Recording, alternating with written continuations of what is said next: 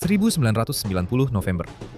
Julio Cesar Chavez telah mencatatkan 68 kemenangan tanpa terkalahkan dan merupakan Raja Tinju Meksiko.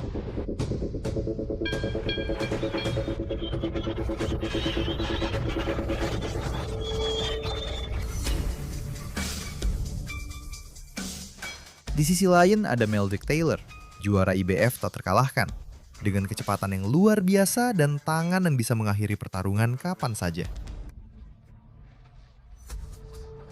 Dua petinju tak terkalahkan, satu ring. Dan apa yang terjadi malam itu menjadi salah satu malam paling kontroversial dalam sejarah tinju. Meskipun jauh dari kata tua, Chavez sudah menjadi salah satu petinju paling berpengalaman di kelasnya, yang telah menghadapi hampir semua gaya yang bisa dibayangkan, mulai dari spesialis bertahan yang lincah hingga petinju pemukul yang mematikan. Namun, sangat sedikit lawan yang menggabungkan pertahanan elit dengan kecepatan ofensif yang mematikan. Dan itulah dunia yang dihadapinya.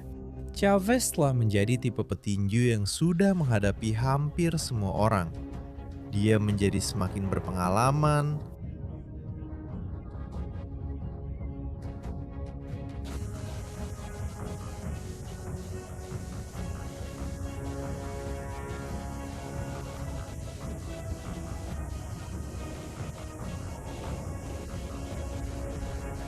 Meldrick Taylor adalah peraih medali emas Olimpiade yang memiliki kecepatan tangan luar biasa dan beberapa kemampuan teknis terbaik dalam tinju.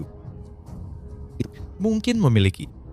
Meskipun hasil imbang di awal karirnya melawan rekan sesama peraih medali emas Olimpiade, Howard Davis Jr., membuat beberapa kritikus mempertanyakan kekuatannya, Taylor tidak pernah membiarkan keraguan itu membelokkannya dari jalurnya. Ia terus melangkah dan akhirnya mewujudkan impian masa kecilnya dengan merebut gelar juara dunia pertamanya melalui kemenangan mengejutkan atas Buddy McGirt. Buddy tekad untuk mempertahankan gelar juaranya. Tantangan terbesar dalam karirnya masih belum datang. Untuk menyatukan gelar di divisi itu, dia harus melakukan sesuatu yang belum pernah dicapai siapapun selama bertahun-tahun. Mengakhiri masa kejayaan Julio Cesar Chavez yang tampaknya tak tersentuh. Pada tanggal 17 Maret 1990, akhirnya pertarungan yang sangat dinantikan itu pun tiba. Julio Cesar Chavez memasuki stadion dengan ketenangan dan rasa percaya diri seorang juara tak terkalahkan. Sementara Meldrick Taylor berjalan menuju ring dengan keyakinan penuh bahwa inilah momennya. Setelah penjelasan singkat tentang peraturan dan sentuhan sarung tangan yang tegas, bel pun berbunyi dan pertarungan dimulai.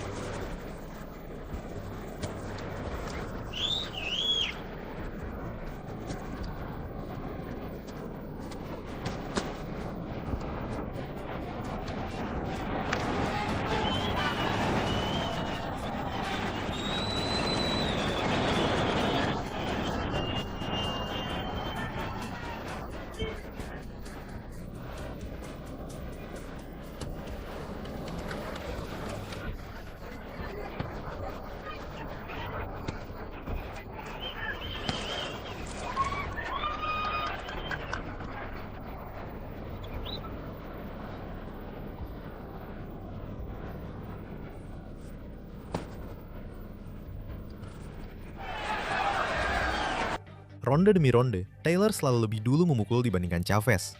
Dia lebih cepat, lebih akurat, dan jauh lebih aktif. Dan selama sebagian besar pertarungan, Taylor membuat Julio Cesar Chavez, salah satu petinju terhebat sepanjang masa, tampak sedikit terlambat untuk menyimbanginya. Ayo!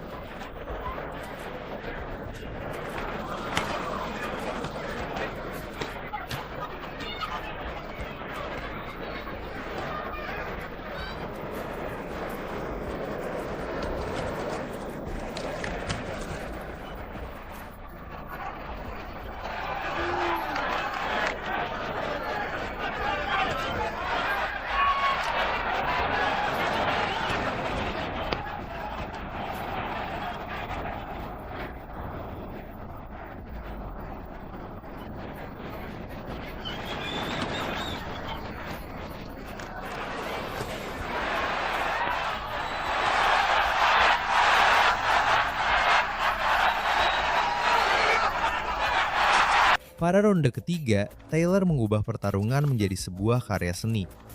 Kombinasi pukulannya mengenai wajah Chavez dengan presisi, membuat wajahnya bengkak, penuh bekas pukulan, dan memaksa sang juara asal Meksiko itu menerima pukulan bertubi-tubi seperti yang jarang pernah dilihat orang.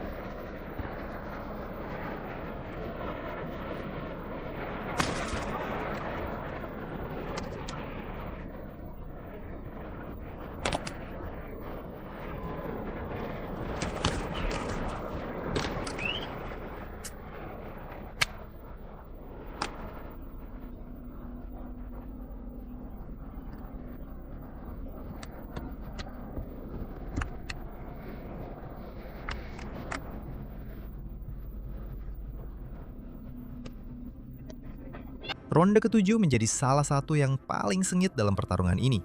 Dengan kedua petinju tetap berdiri di tempatnya dan saling bertukar pukulan keras ke tubuh serta hook pendek dari jarak dekat.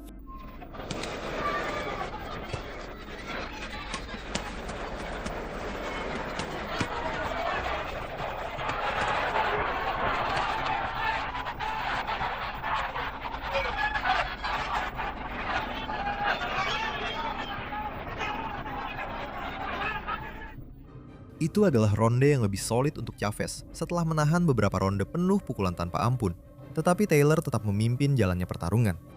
Ketenangan, kepercayaan diri, dan konsistensinya yang tak kenal lelah membuatnya tetap mengendalikan pertarungan. Bahkan ketika Chavez mulai lebih sering mendaratkan pukulan.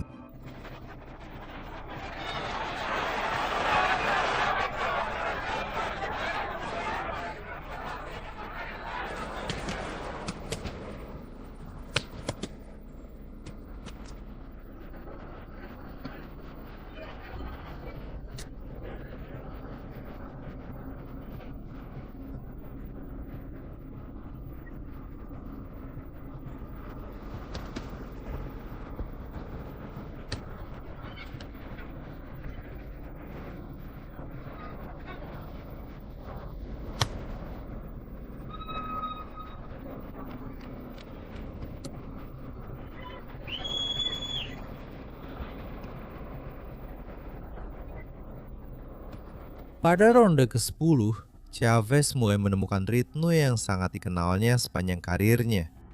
Tekanan tanpa henti dari Chavez justru menguntungkan Taylor di awal, memungkinkan sang juara yang lebih cepat itu mengumpulkan poin berkat kecepatannya. Namun setelah 30 menit yang melelahkan, ritme tersebut mulai memakan korban. Meskipun Chavez tertinggal dalam penilaian juri, dia menolak membiarkan kemungkinan kekalahan terlintas di pikirannya dan bertarung seolah-olah hanya ada satu hasil yang penting, knockout.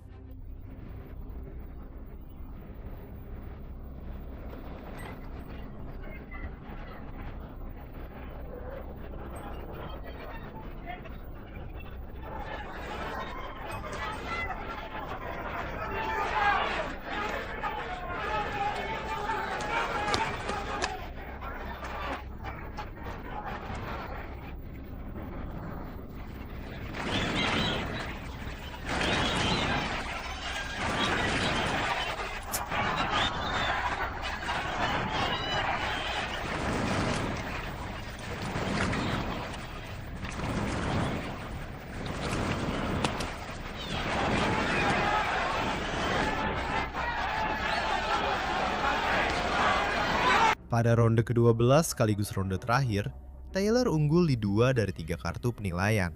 Satu-satunya yang harus dia lakukan adalah bertahan selama 3 menit terakhir. Dan dia akan menjadi orang yang mengakhiri masa tak terkalahkan Julio Cesar Chavez. Namun Chavez tahu bahwa pertarungan itu mulai lepas dari genggamannya. Dan jika masih ada yang bisa dia lakukan, itu adalah menundukkan Taylor sebelum bel berbunyi. Dan ketika jam menunjukkan sisa 20 detik, dia menemukan momennya.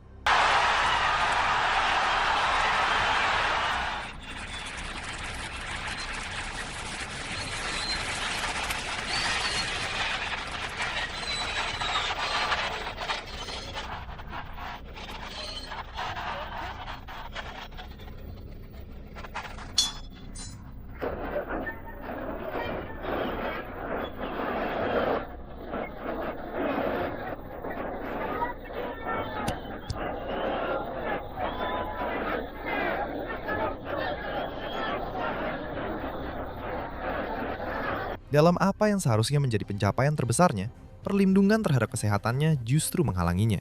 Atau setidaknya begitulah yang dia lihat. Setelah malam yang menentukan itu, kontroversi pun tak terhindarkan. Dengan penghentian yang terburu-buru, 2 sabuk juara, dan rekor tak terkalahkan yang dipertaruhkan.